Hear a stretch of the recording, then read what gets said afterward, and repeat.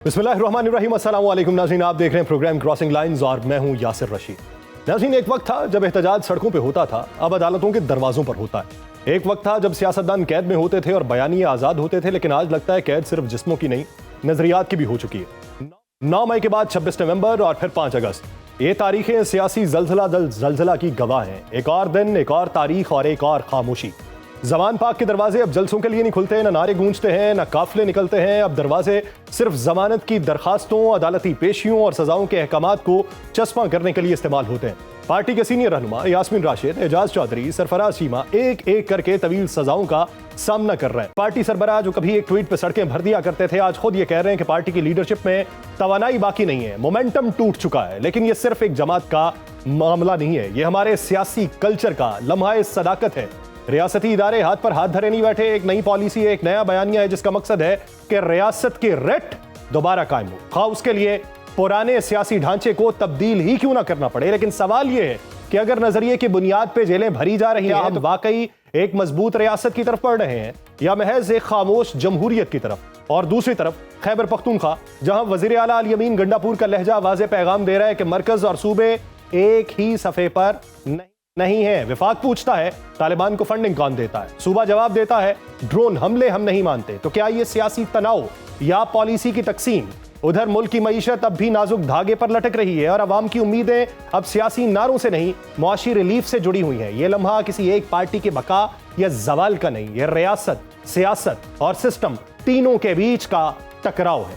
इमरान खान के बेटों की हालिया मुतहर्रिक सियासी मौजूदगी कई सतहों पर संजीदा सवालात को जन्म दे रही है। क्या ये महज वालिद की हिमायत में एक जज्बाती इजहार है या उसके पीछे तहरीक इंसाफ की मौजूदा क़यादत की नाकामी का कोई गैर एलानिया एतराफ छुपा है? क्या पार्टी की अंदरूनी सफ़ों में क़यादत का जो खला है इस हद तक गहरा हो चुका है कि अब खान साहब के खानदान को खुद मंजर आम पे आना पड़ रहा है? या ये इशारा है कि पार्टी के मौजूदा बयानिया साजी और सियासी समत में कोई वाज़े कमजोरी पैदा हो चुकी है जिसे अब इमरान खान के बेटे खानदानी वर्से के तौर पर असर नौ मुतहर्रिक करने की कोशिश कर रहे हैं? इसी बीच में हमें ज्वाइन किया है इस पूरे मंजरनामे पर बात करने के लिए पाकिस्तान तहरीक इंसाफ के सीनियर रहनुमा नियाजी साहब ने। नियाजी साहब, बहुत शुक्रिया आपके वक्त का। नियाजी साहब, पहला सवाल मेरा ये कि क्या खान साहब के बेटे कासिम और सलेमान जो हैं वो खान साहब का सियासी वजन उठा सकते हैं? क्योंकि एक तरफ लेबल ये लग रहा है मौरूसी क़यादत का, मौरूसी सियासत का, और दूसरी तरफ का मंजरनामा ये है कि अंदरूनी तौर के ऊपर यहां पे खलफशार दिखाई देता है सियासत की और क़यादत की तकसीम के हवाले से। बिस्मिल्लाहिर्रहमानिर्रहीम। जैसे भाई बुनियादी तौर पे देखें, बेटों का तो रोल जो है वो उन्होंने ही अदा करना है। देखें, अब नवाज शरीफ की तरह तो इमरान खान के बेटे नहीं है ना कि बाप को सज़ा हो रही हो तो वो आए ना, गवाही देने के लिए भी सामने ना हो, बताए ना कि असासे किसके थे। लेकिन ये इमरान खान के बेटे हैं, वो बाप के लिए जद्दोजहद कर रहे हैं। उन्होंने बाप के लिए अमेरिका तक गए, ठीक है, और बाप के इशू को इमरान खान ने ही कहा कि अक़वाम मुत्तहिदा तक हाईलाइट करें। तो जो इमरान खान की इस वक्त की एक जबरी कैद है और जो नज़रबंदी चल रही है कि 22-22 घंटे कैद तन्हाई में रखा जाए, जो किसी भी इंसानी हकूक़ के अलमबरदारों से पूछ लें कि ये क्या मायने रखते हैं ये चीज़ें, तो क्या उन चीज़ों को वो हाईलाइट ना करें? क्या वो अपने बाप को मिलने भी ना आए जब बाप से 6-6 माह तक टेलीफोन पे भी, आजकल के मॉडर्न ज़माने में जो व्हाट्सएप का ज़माना है, 1 सेकंड में आप दूसरी तरफ बात कर सकते हैं, वो अपने बाप से भी बात ना कर सकें, तो क्या उनका आना जायज़ नहीं है? तो वो अगर आ रहे हैं तो मेरे ख़्याल से किसी को परेशान नहीं होना चाहिए, मगर उनके आने की ख़बर से इस तरह की एक हिजान की कैफियत हुकूमती कैंपों में बन गई है कि एक मुतज़ाद किस्म के बयानात आने शुरू हो गए। कोई कहता है जी हम गिरफ़्तार कर लेंगे, कोई और तरह की बातें करता है। बात है ये चीज़ें बाप को डेटर करने लगी हैं ना बेटों को। बेटों ने जिस वक्त फ़ैसला कर लिया पाकिस्तान आना है तो वो आएंगे। अच्छा नियाज़ी साहब, पाकिस्तान तहरीक इंसाफ की क़यादत ये कहती है कि एहतजाजी तहरीक चलेगी, मगर रियासत वासे पैगाम दे रही है कि अब जो है हमारी रेट कायम होगी। तो 5 अगस्त को लेके 26 नवंबर वाले मंजरनामे से बचने के लिए क्या तब्दीली होगी हिकमत अमली में? ये बुनियादी तौर पे देखें, रियासत की रेट तो हर सूरत कायम होनी चाहिए। देखें, इसमें कोई दूसरी राय नहीं है, मगर आप कहें कि जी शख्सी रेट किसी की कायम होगी तो ये गलत बात है। देखें, रियासत की रेट तो कायम रहेगी आइन के मुताबिक, आइन से इनहराफ नहीं होना चाहिए। क्या आइन पाकिस्तान हक नहीं देता तमाम शहरियों को कि वो आवाज़ उठाएं? देखें, 8 फरवरी का इलेक्शन हुआ और उस इलेक्शन में इतनी बड़ी आवाम की तौहीन की गई گئی کہ جس کے لیے انہوں نے ووٹ ڈالا، اس ووٹ کی جو ہے نا اس طرح کی بے قدری کی گئی کہ نہ صرف ان لوگوں سے سیٹیں چھینی گئیں. آپ نے اپنے انٹرو میں ہی نام لیا، ڈاکٹر یاسمین راشد کی اگزامپل اٹھا کے لے گئی کہ نواز شریف کو الیکشن ہرایا، مگر نہ صرف ان سے سیٹ چھینی گئی، آپ نے 10 سال کی قید بھی انہیں دے دی گئی، ایک ایسے مقدمے میں کہ جس مقدمے کا سر پیر ہی نہیں ہے. مطلب 97 مقدمے میں سزا سنائی گئی ہے، 96 مقدمے میں آلریڈی یاسمین راشد صاحبہ بری ہو چکی ہیں. تو کس طرح کی سزائیں ہیں؟ مطلب آپ اپنی پولیٹیکل پوائنٹ سکورنگ کر رہے ہیں، مگر یہ چیزیں جو ہے نا پولیٹیکل لیڈرشپ کو ڈٹر نہیں کریں گی. وہ آج بھی عمران خان کے نظریے کے ساتھ کھڑی ہیں، چاہے قیادت جیل کے اندر ہو یا جیل سے باہر ہو، نظریہ وہی چلے گا جو عمران خان کا نظریہ ہے. اچھا نیازی صاحب، جہاں تک بات کریں ہم کیسز کے حوالے سے، اگر یاسمین راشد صاحبہ، اعجاز چودھری صاحب یا عمر سرفراز چیمہ صاحب یا دیگر جتنے بھی رہنما ہیں ان کے کیسز ہیں، پارٹی قیادت یہ سمجھتی ہے کہ بیجا کیسز ہیں اور بہت سارے ایسے کیسز میں ملوث کیا گیا جہاں پہ ان کا اس وقت وجود ہی نہیں پایا جاتا تھا. اسی بنیاد کے اوپر اگر دیکھا جائے شاہ محمود قریشی صاحب کا ایک کیس سے بری ہو جانا، اگر تو سارا منظرنامہ وہی ہے جو دیگر کیسز کا ہے، تو قریشی صاحب کے اس کیس میں کیا چیز مختلف تھی؟ اور اگر یہ ویسا نہیں ہے تو پھر قریشی صاحب کے لیے آئندہ کیا آسانی ہو سکتی؟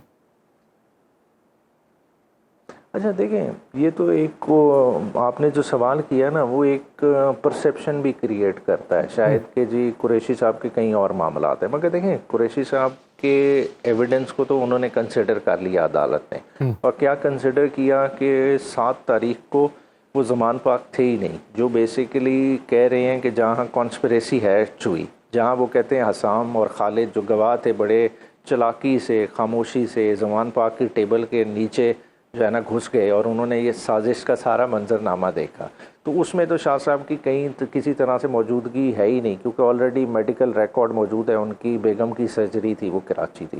باقیوں کو آپ سزا اس بنیاد پہ دے رہے ہیں کہ وہ عمران خان کے نظریے کے ساتھ ہیں، اور اس کے علاوہ کوئی وجہ نہیں بنتی. دیکھیں بات یہ قطع کلامی کے لیے معذرت چاہتا ہوں نیازی صاحب، جس طرح آپ نے یہ بات کی کہ یہ تو ایویڈنس مل چکا کہ وہ وہاں پر موجود ہی نہیں تھے، لیکن بے شمار کیسز میں ہمیں یہ دیکھنے کو ملتا ہے کہ ہائپر سونک رفتار سے ایک ہی جگہ سے آدھے پاکستان میں کس طریقے سے رہنماؤں نے چکر لگائے ہیں اور ہر جگہ ان کی موجودگی پائی گئی ہے.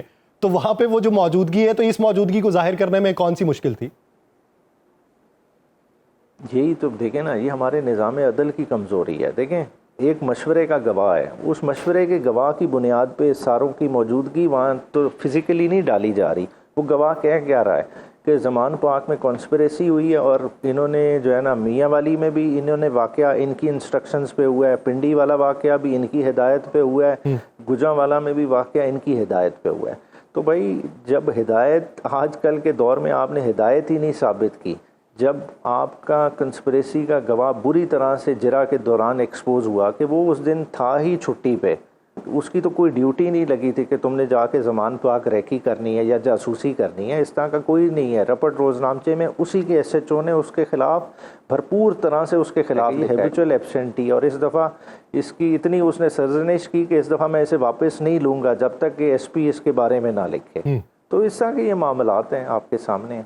اچھا نیازی صاحب، کیا آپ سمجھتے ہیں کہ 5 اگست کا جو احتجاج ہے اس کو کامیاب بنانے کے لیے حکمت عملی جو ہے، جو ترتیب دی گئی ہے، اس میں یہ اندرونی خالفشار جو ہے وہ وجہ نہیں بنے گا؟ کیونکہ ہم نے لاسٹ میٹنگز کے اندر بھی دیکھا ٹاپ ٹیئر لیڈرشپ جنہیں ماضی قریب میں ہی بہت سی ذمہ داریاں تفویض کی گئی تھیں، ان پہ اعتراضات جو ہیں وہ اٹھائے جاتے رہے. پھر یہ بھی دیکھنے میں آتا رہا کہ عالیہ حمزہ صاحبہ خود گئیں، سلمان اکرم راجہ صاحب سے ملاقات کر لی.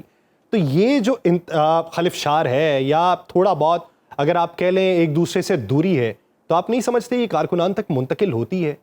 بالکل جائز بات ہے، بالکل منتقل ہوتی ہے. اور اسی وجہ سے تو دیکھیں کہ بیفور ہینڈ عمران خان صاحب کو خود ٹویٹ کرنا پڑا ہے، اور انہوں نے کہا ہے کہ مجھے کوئی 5 اگست کا مومنٹم نہیں نظر آ رہا، اور آپس کے اندرونی آپ کے خلفشار اگر مجھے نظر آئے تو میں تادیبی کارروائی کروں گا. کیونکہ انہیں پتہ ہے کہ جب پارٹی ٹاپ ٹیئر ڈسٹرب ہوتا ہے، جب ایک دوسرے پہ تابڑ توڑ حملے کرے گا، تو اس کی وجہ سے نیچرلی جو ورکر لائن ہے وہ بھی ڈیوائیڈ ہوگی.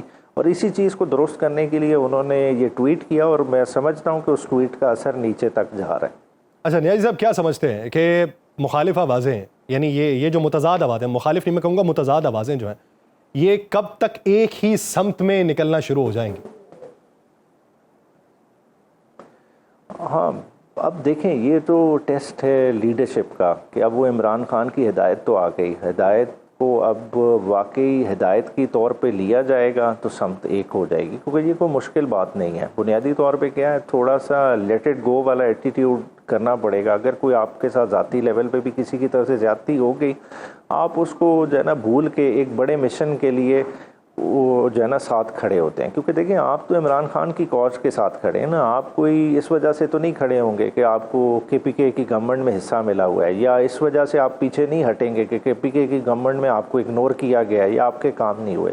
تو 100% پارٹی لیڈرشپ ایک بڑی کاز کے لیے کھڑی ہے اور اسی چیز پہ ڈیلیبریٹ کر رہی ہے. اور جو سب سے امپورٹنٹ ہوا، جو انہوں نے 2 دن پہلے جو اپنا ایک لارجر الائنس تھا، الائنس کو ایکٹیو کیا، اور اس میں لیڈ رول الائنس کو ہی دینا چاہیے. اور الائنس جب فیصلے کرے گا جس میں اور جماعتوں کا بھی ان پٹ ہوگا، تو آپ دیکھیں گے ایک بہتری اور زیادہ میچورٹی نظر آئے گی. آپ سمجھتے ہیں کہ الائنس متحد ہو کے آپ کے پلیٹ فارم کے اوپر آ سکتا ہے؟ ماضی کے اندر جس طریقے سے الائنس کے ساتھ باتیں ہوتی رہیں، جس طریقے سے ان کے تحفظات دور نہ ہو پائے، بشمول مولانا فضل الرحمان صاحب، بے شمار مواقعوں کے اوپر کامران مرتضیٰ صاحب نے گلے کیے ہیں کہ ہم سے جو باتیں ہوئیں ان کی ایک طرف سے ہدایت ہی نہیں ہے، کچھ بات ہم سے کرتے ہیں پھر اگلے دن تبدیل ہو جاتی ہے، تو یہ ایک پلیٹ فارم پہ سب پھر سے اکٹھے ہو پائیں گے؟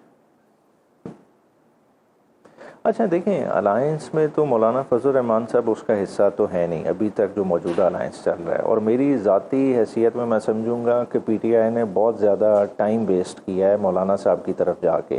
ٹھیک ہے، آپ نے اپروچ کرنا ہوتا ہے، مگر ان ریزنیبلی بہت زیادہ بھی جائیں تو آپ اپنی پارٹی کا وزن بھی جو ہے نا اس کو جو ہے نا افیکٹ کرتے ہیں. تو نیچرلی دیکھیں، ان کی اور ہماری سیاست کے پی کے ہو یا بلوچستان میں ہو، اپوزنگ ہے. ہم نے ایک دوسرے کے خلاف الیکشن میں خطا کلامی کے لیے معذرت چاہتا ہوں نیازی صاحب، اگر الائنس میں دیکھیں تو اسٹریٹ پار جو ہے وہ مولانا فضل الرحمان صاحب کی پاس بھی ہے، آپ کے بعد اگر دیکھا جائے تو انہی کے پاس ہے.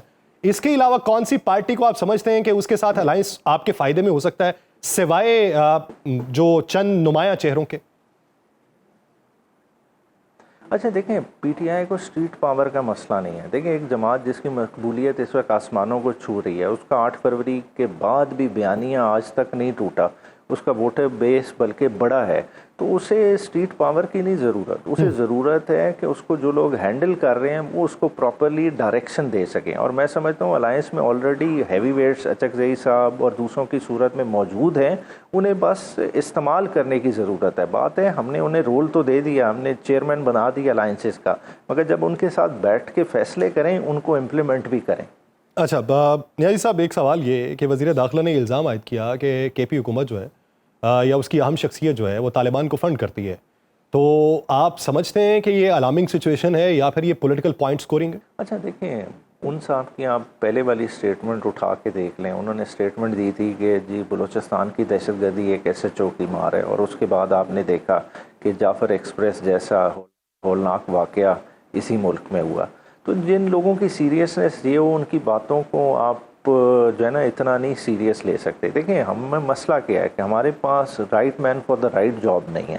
جس کا جو کام ہو اس کو دینا چاہیے. جب آپ اس طرح کے نان سیریس لوگوں کو اتنا بڑا ٹاسک دے دیں گے تو پھر اسی طرح کی باتیں آئیں گی. اگر آپ کو سمجھیں آپ کو یہ انفارمیشن ہے بھی صحیح کہ پاکستان میں کسی سے رینسم لی جا رہی ہے، تو بینگ انٹیریئر منسٹر آپ نے پرچہ کیوں نہیں درج کیا آج تک؟ کیوں نہیں گرفتاریاں عمل میں آئیں؟ کیوں نہیں ڈس بینڈ کیا؟ کیا آپ کے ملک میں آپ سمجھتے ہیں، آپ اگر کہہ رہے ہیں کہ چیف منسٹر اگر کسی کو بھتہ دے رہا ہے تو کیا پھر تاجر وہاں کا نہیں کسی کو بھتہ دے رہا ہوگا؟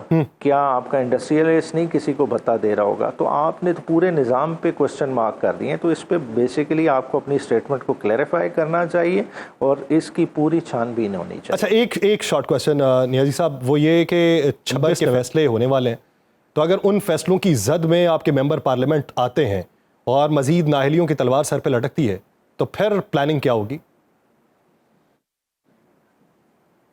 دیکھیں، بات ہے کہ جو Tehreek Insaf in it self ہے نا، اس کو نااہلیاں افیکٹ نہیں کرتی. کیوں نہیں کرتی؟ کہ دیکھیں جتنے بھی ہمارے لیڈران کو ہوئی، مطلب احمد بچر ہمارے اپوزیشن لیڈر، سارے اس بات پہ خوش ہیں کہ ہم یہ قربانی دے رہے ہیں عمران خان کی وجہ سے. صحیح. وہ اس چیز پہ ان کو مسئلہ نہیں. مسئلہ کس کو ہوگا؟ نظام کو مسئلہ ہوگا. جب نظام میں آپ ایک پولیٹیکل پارٹی جس کی پاپولیرٹی بھی ہے، جس کی پریزنس بھی ہے، اس کو آپ مارجنلائز کریں گے. کیا نظام جو کہ اوور آل جن سٹیک ہولڈر سے آپ چلانا چاہ رہے ہیں، جن کی نہ مقبولیت ہے نہ ووٹ بینک ہے، کیا ایسا نظام چل سکے گا؟ یعنی وہ نظام جو ہے اس کے اوپر سوالیہ نشان کھڑے ہو جائیں گے. بہت شکریہ بیرسٹر عمیر نیازی صاحب وقت دینے کے لیے. ناظرین پروگرام کے دوسرے حصے میں ہمارے ساتھ موجود ہے سینئر سیاستدان، سابق وفاقی وزیر اور قومی سیاسی حرکیات پہ گہری نظر رکھنے والے محمد علی درانی صاحب. ناظرین سیاسی منظرنامہ جو ہے وہ تیزی سے تبدیل ہو رہا ہے. ایک طرف خان صاحب کے بیٹوں کی سیاسی فعالیت ہے، دوسری طرف پارٹی قیادت کا متبادل بیانیہ تلاش کرنے میں ناکامی ہے.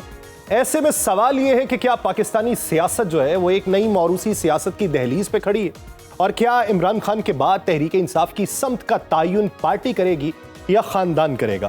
اسی پہ بات کرتے ہیں. درانی صاحب، سر ویلکم ٹو شو. سر بہت شکریہ آپ نے وقت دیا. سر کیا آپ سمجھتے ہیں کہ خان صاحب کے بیٹوں کا جو سیاست کے اندر متحرک ہونا ہے، ایک طرف سے آواز یہ ہے کہ موروثی سیاست ہے اور موروثی سیاست کو ترک کرنے کا نعرہ خان صاحب ببانگ دہل لگاتے رہیں، کیا اسے موروثی سیاست کا تسلسل کہیں یا پھر یہ کہیں کہ مقامی قیادت کی ناکامی؟ بسم اللہ الرحمن الرحیم. یہ جو اس وقت کی صورتحال ہے جس میں کہ آپ ان کے بچوں کے آنے کو ایک نیا رخ سمجھ رہے ہیں، اس میں ایک بات تو بالکل کلیئر ہے کہ یہ دن اس لیے آیا کہ یہاں پہ جو سپریشن ہے اور یہاں پہ جو قانون کی فعالیت ہے، جو عدالتوں کی مطلب مجبوریاں ہیں، اور جو پولیٹیکل سین کے اندر اس وقت ایک حکومتی دباؤ اور سپریشن موجود ہے، اس کے اندر جو ہے وہ یہ ماحول جب بھی بنایا جاتا ہے اس کے کوئی اچھے نتائج نہیں آتے. اچھا ٹھیک. ماضی میں بھی آپ نے دیکھا، مجھے یاد ہے، ہم تو خیر اس وقت چھوٹے تھے لیکن ہسٹری سے انسان دیکھتا ہے کہ بھٹو صاحب جب تھے، بھٹو صاحب ایک پیورلی ایک ڈیموکریٹک سٹرگل کے ذریعے پارٹی کو چلانا چاہتے ہیں. بچوں کو سٹیج پہ بھی نہیں بٹھاتے تھے وہ، جیسے یہ نہیں. لیکن جو کچھ بھٹو صاحب کے ساتھ ہو گیا، اس کے بعد کوئی ان کے ساتھ کھڑے ہونے والا نہیں تھا. دباؤ کی وجہ سے، ڈسٹارشن کی وجہ سے، پریشرز کی وجہ سے آخر میں پھر بچہ ہی اور بیگم ہی آ کے کھڑی ہوئی، اور اس کا نتیجہ جو ملک کو ملا وہ یہ ہوا کہ بھٹو تو آج تک زندہ ہے. بھٹو کو مٹانے والے ختم ہو گئے، اور بھٹو زندہ ہی نہیں رہا، بھٹو پاکستان کو موروثیت کی سیاست کی طرف دھکیل گیا. بھٹو صاحب کی موروثیت شروع ہوئی، اس کے بعد پھر نواز صاحب کی موروثیت، باقی سارے بھی اکڑم بکڑم جتنے تھے ساروں نے اپنے اپنے بچوں کے ساتھ فوج نکال کے MBBS بنا کے پارٹیاں بنا کے نکل آئے. مطلب یہ ہے کہ اب عمران خان صاحب نے پچھلے 15-20 سال میں پوری کوشش کی ہے. آج بھی میں نہیں سمجھتا کہ عمران خان اپنی اگر حیات رہے اور ان کا اپنا اختیار رہا، آج بھی ان کو چھوڑ دیں تو وہ اپنے بیٹوں کو سیاست میں نہیں لائے گا. اس کو نہیں لانا چاہیے. اور پارٹی کو اگر انہوں نے جمہوری طور پر نہ چلایا تو تاریخ میں ان کا نام ویسا ہی ہوگا جیسا باقیوں کا ہے. لیکن سر آپ کیا سمجھتے ہیں کہ اگر ہم ماضی قریب میں دیکھیں، بے شمار کوشش بین الاقوامی سطح کے اوپر بھی لابنگ کرنے کی کوشش کی گئی، بے شمار ملاقاتیں کی گئیں، پیغامات بھی آئے، ٹویٹر بھی بڑا متحرک کیا گیا اس معاملے میں. کیا ہم پھر یہ سمجھ سکتے ہیں کہ وہ جو قیادت یہاں سے باہر گئی اور انہوں نے وہ لابنگ کرنے کی کوشش کی، یا باہر کی جو وہ لابنگ تھی وہ اس حد تک مضبوط نہیں ہو پائی، اس کے نتائج نہیں نکل پائے جس کی وجہ سے بچوں کو آنا پڑا؟ دیکھیں یہ تو اب میں اس کے بارے میں بتاؤں، میں آپ سے وٹنس ہوں کہ جب ٹرمپ آیا تھا، ٹرمپ آ گیا، ٹرمپ فیئر جو تھا، میں نے کہا تھا حکومت نے ٹرمپ فیئر لے لیے، ہوگا کیا اس کے بارے میں. دیکھیں ملکوں کے اندر باہر سے بیٹھی ہوئی حکومتیں جو ہیں وہ انٹرفیئر ایک حد سے زیادہ نہیں کر سکتی. صحیح، ٹھیک ہے جی. اور توقع بھی نہیں تھی، مجھے تو کوئی توقع نہیں تھی کہ ٹرمپ کے آنے سے عمران خان صاحب فون کال پہ باہر نکل آئیں گے.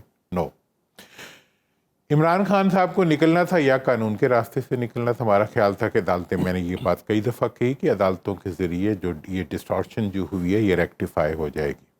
لیکن اس کے نتیجے میں عدالتوں کی ڈینٹنگ پینٹنگ ہو گئی 26ویں آئینی ترمیم کے ذریعے اور ہمارے سیاستدانوں کے مہربانی کے ذریعے. تو جمہوری سیاستدانوں نے یہ سب کچھ کیا. تو اب جو ہے یہ سب کچھ ہونے کے بعد آج جو سپریشن ہے، یہ سپریشن ہی تو عمران کا ایسٹ ہے. What is paying to Imran Khan is his jail stay. جب تک عمران خان صاحب جیل میں، آپ مجھے بتائیں کہ اس کی پاپولیرٹی کا گراف کتنا نیچے آیا ہے. اشتہاروں میں جتنا مرضی گرا دیں، پبلک میں، فیلڈ میں تو وہ اوپر ہی جا رہا ہے. اور حکومت کا یہ حال ہے کہ حکومت نے اپنی ٹانگوں کے ساتھ جو ہے ڈیڈ ویٹ باندھا ہوا ہے. ایک طرف تو ایک ٹانگ کے ساتھ نان پرفارمنس کا ڈیڈ ویٹ باندھا ہوا ہے اور دوسری طرف اپوزیشن کو جیلوں میں رکھنے کا ڈیڈ ویٹ باندھا ہوا ہے. اگر میں ان کی جگہ ہوں تو میں تو اپنی سیاست کو اپنے میدان میں جا کے لڑوں نا. بھائی اگر کوئی لیڈر عوام کے اندر ایگزسٹ نہیں کرتا, اگر کوئی پارٹی عوام کے اندر نظر نہیں آتی, اگر کوئی پارٹی عوام کے اندر اپنے لیے محبت نہیں رکھتی, تو اس کا لیڈر کیا کھاتا ہے, کیا بیچتا ہے؟ لیکن سر میں یہاں پہ اگر آپ دیکھیں تو جو ایک مقامی قیادت تیار کی گئی یا متبادل کے طور پہ تیار کی گئی, وہ ٹاپ ٹیئر لیڈرشپ اگر نہیں بھی تھی, نئے نام بھی اس کے اندر شامل تھے, تو بہت سی تحریک کو چلانے کے اعلانات ہوتے رہے. لیکن جو متبادل آوازیں ہیں, متضاد آوازیں, ایک نے کہا کہ فلاں تاریخ کو چلے گی, ایک نے کہا جی نہیں اتنا ٹائم فریم ہے, یہ جو تضاد ہے آپ نہیں سمجھتے کہ یہ طے در طے کارکنان تک منتقل ہوا ہے اور ان کے حوصلے کسی حد تک پست ہیں ماضی کی نسبت؟ دیکھیں خان صاحب کو تو یہ چیز سوٹ کرتی ہے. وہ کیسے؟ ان کی پارٹی جو ہے وہ دو لیولز پہ ایگزسٹ کرتی ہے, ایک ان کی اپنی ذات اور ایک عوام. باقی جتنے لوگ بیچ میں بیٹھے ہیں وہ آدھے حکومت کے اس ادارے کے ساتھ ملے ہوں گے, آدھے حکومت کے اس کے ساتھ ملے ہوں گے, آدھے حکومت کے دبائے ہوئے ہوں گے, آدھا پولیس سے ڈرے ہوں گے. اسے کیا فرق پڑتا ہے؟ ان کی ویلیو ہی کوئی نہیں ہے, وہ کچھ کر ہی نہیں پا رہے, وہ کچھ ڈیلیور ہی نہیں کر پا رہے, ان کی کوئی پبلک کے اندر ورتھ ہی نہیں ہے. وہ سب کے سب یہ کہتے ہیں کہ جی ہم تو خان صاحب کی وجہ سے ہیں اور خان صاحب کی وجہ سے رہیں گے. دس از واٹ ہی وانٹس. اور ہماری سیاست میں یہی ایشوز ہیں کہ حکومت اس بات کو ریئلائز نہیں کر رہی کہ اس کی اسٹریٹجی جو ہے وہ یہ ہے کہ وہ سیاست کو اپنے کنٹرول میں رکھنا چاہتے ہیں. انہی کے کنٹرول میں حکومت خود دے رہی ہے. آج اگر عمران خان صاحب کو باہر لے آئے, میرے خیال میں وہ شاید اس پہ بہت سے لوگ حکومتی اختلاف کریں, باہر لے آئے تو کیا ہو جائے گا؟ جلوس ایک ہو جائے گا. تو جلوس تبھی بھی بڑے ہوئے. کوئی اپوزیشن پارٹی, کوئی حکومت سے باہر پارٹی حکومت سے لڑ نہیں سکتی. یہی غلطی تھی جو ان کے باہر کے لیڈروں نے کی کہ جی ہم جائیں گے اور ہم آزاد کرا کے آئیں گے, ہم دھرنا دے دیں گے, ہم یہ کر دیں گے. یہ سیاست کے اندر اپوزیشن دو کام نہیں کر سکتی. ایک وہ قانون کو ہاتھ میں نہیں لے سکتی اور دوسری وہ کار سرکار میں مداخلت نہیں کر سکتی. یہ سیاست کے ڈیفائنڈ اصول ہیں. ایک پولیس والا جاتا تھا اور اس کے سامنے بڑے سے بڑا لیڈر گاندھی سے لے کے کوئی بھی ہو وہ گرفتاری پیش کر دیتا تھا. یہ لڑنا پولیس سے, لڑنا حکومت سے, لڑنا اقتدار سے, ہاں پیچھے کوئی کھڑا ہو ادارہ تو تب تو چلو آپ کر سکتے ہیں, ویسے کہاں کر سکتے ہیں. کوئی تو سر یہ جو ابھی آپ نے دیکھا 9 مئی کے کیسز کے اندر جس طریقے سے سزائیں ہوئیں, پھر اب 26 نومبر کو لے کے بہت سی باتیں ہو رہی ہیں. گول کیا ہے, ٹارگٹ کیا دکھائی دیتا ہے کہ 5 اگست کو جو انہوں نے پلان کر رکھا ہے اس کو کسی طریقے سے سنب کیا جا سکے. تو کیا یہ اسٹریٹجی حکومت کی کامیاب رہے گی؟ حکومتوں کی ایسی ہر اسٹریٹجی تاریخ کے اندر ہر دور کے اندر ناکام نہیں ہوئی, رسوا بھی ہوئی ہے. جب آپ حکومتی جبر کے ذریعے اور حکومتی کنٹرول کے ذریعے آپ کسی کو دبانے کی کوشش کرتے ہیں, عوام اس کو نہیں مانتے. ضیاء الحق صاحب نے 10 سال تک بھٹو اور پیپلز پارٹی کے اوپر سے ہر چیز گزار دی تھی. 86 میں جب بی بی آئی تو پورا لاہور نہیں پورا پاکستان نکل کے اس کے استقبال کے لیے سڑکوں پہ آ گیا. کیا ہوا, کیا فائدہ ہوا؟ مطلب یہ ہے کہ آپ کسی کو سیاست کے اندر کسی لیڈر دیکھیں, وہ کہتے ہیں غلام صرف وہ ہو سکتا ہے جو دل سے غلامی تسلیم کر لے, ذہنی طور پہ کر لے. اگر پبلک کا یہ ابھی کیا ہوا, آپ نے انتخابی نشان غائب کر دیا, آپ نے پارٹی غائب کر دی, اپنے لیڈر غائب کر دیا, آپ نے پولیس چھوڑ دی, سب کچھ چھوڑ دیا, ووٹ پھر بھی لوگوں نے نیٹ پہ سے دیکھ کے ڈال دیا. تو کیا کر لیا آپ نے؟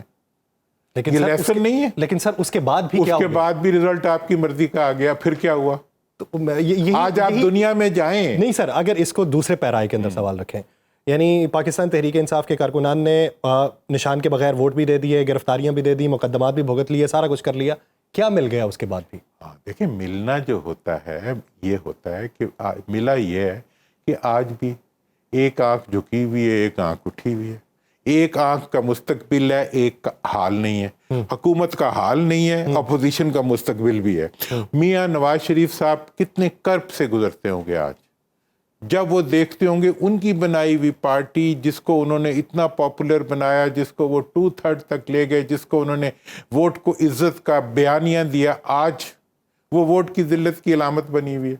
آج جو ہے پبلک کے اندر کہیں بھی جائیں تو وہ انہیں کوئی اپنا آنکھوں میں کہیں محبت نظر نہیں آتی. مطلب آنکھوں میں محبت نہ نظر آنا لیڈر کی بہت بڑی رسوائی ہوتی ہے. تو سر کیا یہ سیٹ اپ تبدیل ہو رہا ہے؟ کیونکہ آوازیں تو بہت ساری سنائی دیتی ہیں، کبھی بلاول صاحب کے آنے کی، کبھی صدر صاحب کے جانے کی. دیکھیں یہ سیٹ اپ جو اس وقت چل رہا ہے نا، ٹھیک ہے نا جی، ایک تو یہ ہے کہ اگر اس کو کسی مشین کے ذریعے بدلنا ہے، مکینیکلی بدلنا، میں مکینیکل انجینئر ہوں، مجھے پتا ہے آپ نے ٹریکٹر چلایا اور جناب بدل گیا. اگر آپ نے اس کو ووٹ کے ذریعے بدلنا ہے تو پھر تو آپ ووٹ تک بھی نہیں جا سکتے، ووٹ آپ کے ساتھ نہیں ہے. تو اب یہ فیصلہ جو ہے یہ کرنا، میرا خیال یہ ہے کہ یہ خود حکمرانوں کا فیصلہ ہے، اور حکمران اس وقت اپنے آپ کو بھی امبیرس کر رہے ہیں میرا خیال ہے نان ڈیلیوری کے. دیکھیں حکمران کے چلیں اصلی اور نقلی الیکشن سے آئے، کسی طرح بھی آئے، اس کے پاس ایک اپرچونٹی ہوتی ہے کہ وہ پرفارم کر دے.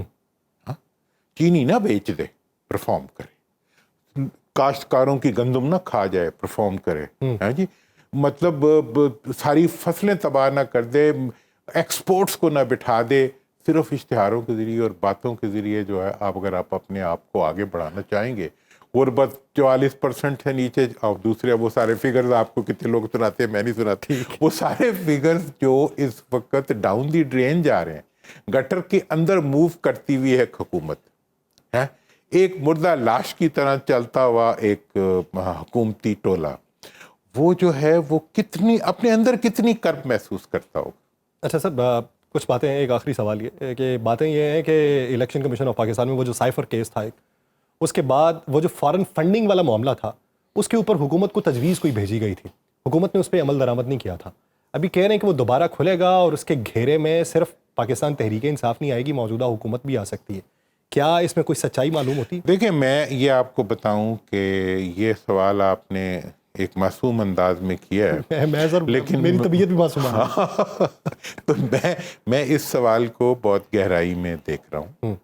مجھے نہیں لگتا کہ حکومت کو تحفظ فراہم کرنے کے لیے، حکومت کو چلتا رکھنے کے لیے بہت دیر تک ان سب طاقتوں کا انٹرسٹ رہے گا. دیکھیں انٹرنیشنلی حکومت کی ریکگنیشن ختم ہو چکی ہے. اچھا، ہاں، مطلب یہ ہے کہ اگر یونائٹڈ اسٹیٹس آف امریکہ جو ہے وہ انٹرنیشنل اسٹیبلشمنٹ کا وہ ہے، سرپنچ ہے، تو وہ تو اس حکومت کو مانتا ہی نہیں.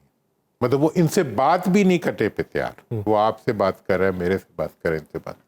وہاں تو ان کا یہ عالم ہو گیا.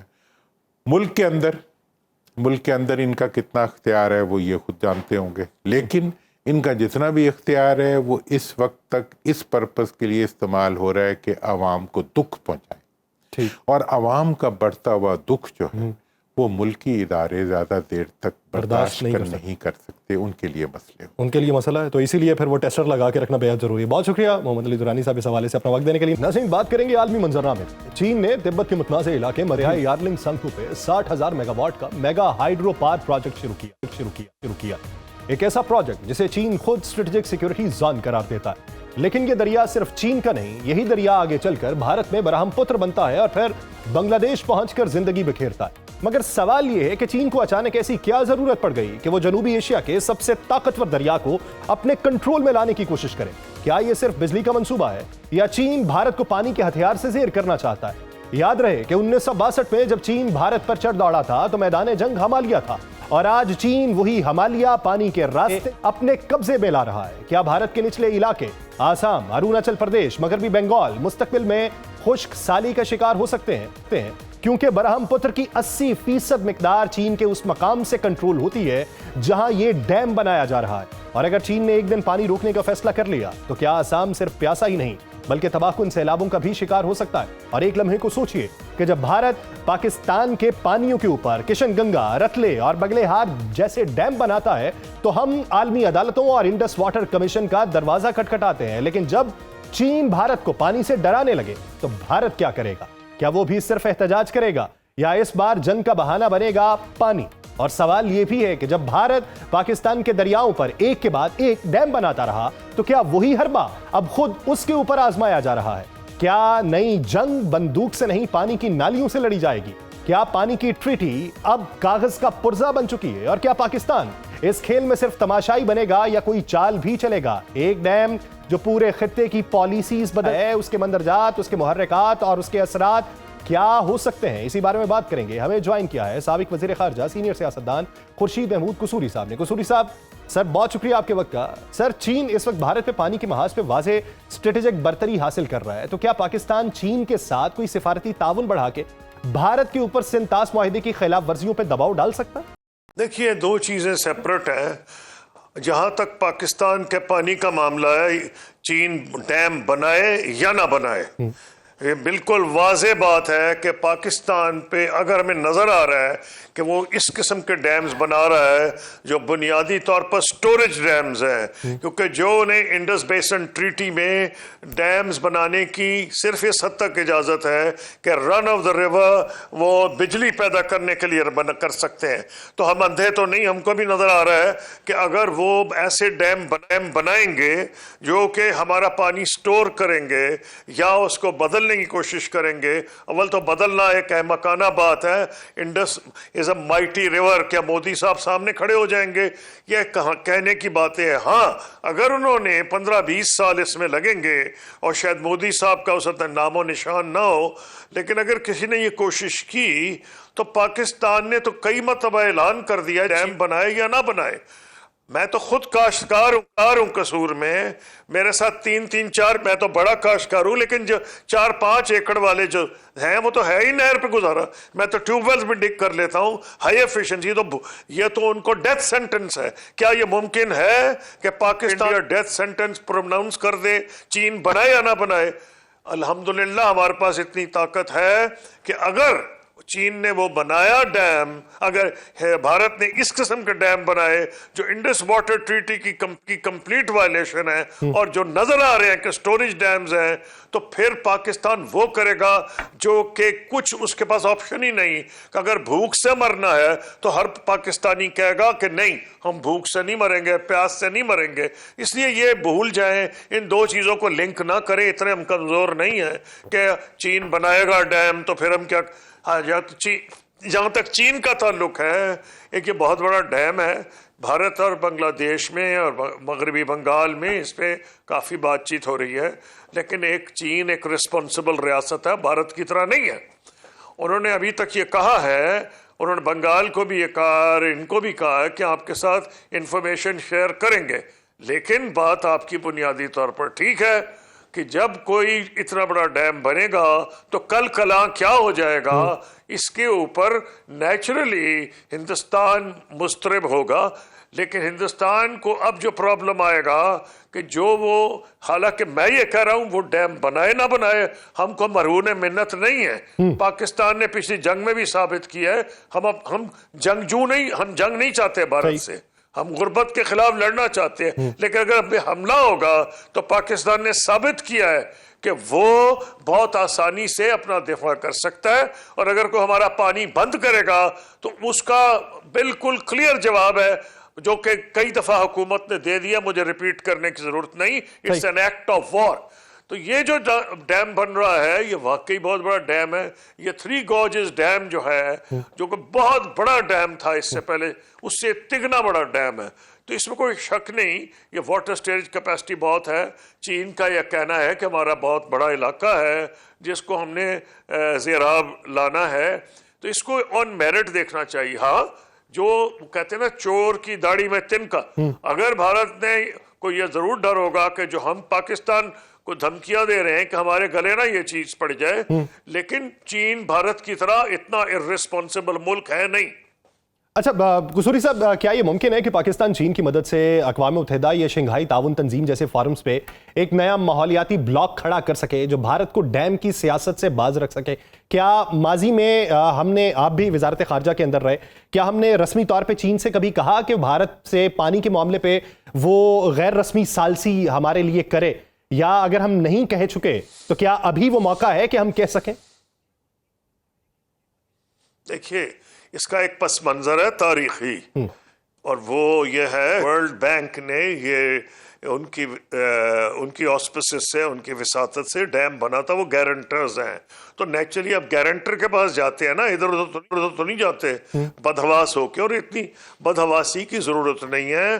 خدا نہ خواستہ اگر بھارت ایسا کام کرے گا, جیسے میں نے آپ کو پہلے کہا ہے, پاکستان ایسا کام ہونے نہیں دے گا. لیکن جہاں تک پاکستان کی ڈپلومیسی کا ہے, بالکل بات ٹھیک ہے. ہم الحمدللہ پچھلی جنگ نے ثابت کیا ہم آئسولیٹ نہیں ہوئے. بھارت کا سٹینڈ اتنا غلط تھا کہ جی ہم نے بغیر انویسٹیگیشن کے ہم حملہ کر دیں گے. دنیا کا کہ 2 نیوکلیئر پاورز اگر اس قسم کی پالیسی اپنائے گئے تو ساری دنیا کا من جو ہے ابالا ہو جائے گا. 2 نیوکلیئر پاورز ہیں, اسی لیے بھارت کو کسی نے سپورٹ نہیں کیا, نہ امریکہ نے, نہ روس نے, نہ یورپین یونین نے. OIC تو سپورٹ کر ہی نہیں سکتی تھی. اس لیے میں یہ سمجھتا ہوں کہ ہم اتنے نہ تو آئسولیٹڈ ہیں اور نہ اتنے کمزور ہیں.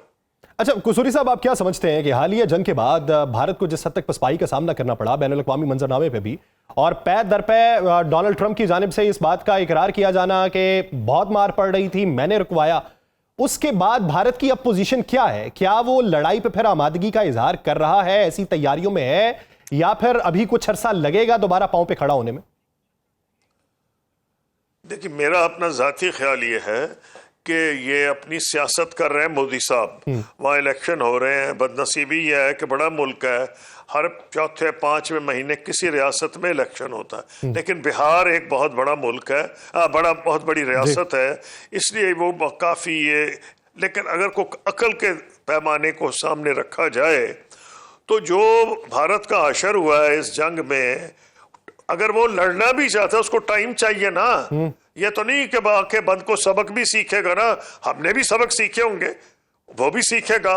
ملٹری سیکھتی ہیں, کیا 2 ملٹریز یہ چاہیں گی کہ جناب ہم فوراً کر دیں؟ تو نہ میرے نہیں خیال کہ انڈین ملٹری بھی یہ چاہے گی. اب تو انڈیا میں بہت اس پہ بحث ہو رہی ہے. اب تو جنگ کا نیچر ہی چینج ہو گیا. اب جنگ پرانی جنگ نہیں رہی ہے کہ سامنے فوجیں کھڑی ہیں, اور جو سیکنڈ ورلڈ وار میں کئی مہینے کھڑی رہتی تھی, کچھ بھی نہیں ہوتا تھا. 15 گز ادھر گئے, 15 گز ادھر. اب تو میزائلز ہیں, ہائپرسونک میزائلز ہیں, ڈرونز ہیں, لوئٹرنگ منیشنز ہیں. وار کا سارا منظرنامہ چینج ہو چکا ہے. اس لیے انڈیا کو میں نہیں سمجھتا کہ وہ یہ اتنی بے وقوفی کرے گا کہ وہ اب دوبارہ بہت جلدی جنگ کرے. آگے اگر وہ کرے گا تو پاکستان نے ثابت کیا کہ فلی پریپیئرڈ ہے. یعنی پاکستان پہ حملہ کرنے کا بھارت پھر سوچتا ہے تو ہم بھی جوابی طور پہ پوری طرح تیار بھی ہیں اور چوکنا بھی ہیں. بہت شکریہ خورشید محمود قصوری صاحب اس حوالے سے اپنا وقت دینے کے لیے. ناظرین, آج کے پروگرام کا وقت ختم ہوا چاہتا ہے, مجھے دیجیے اجازت, آپ سے ملاقات ہوگی کل کے روز. اپنا بہت سا خیال رکھیے گا. اللہ نگہبان.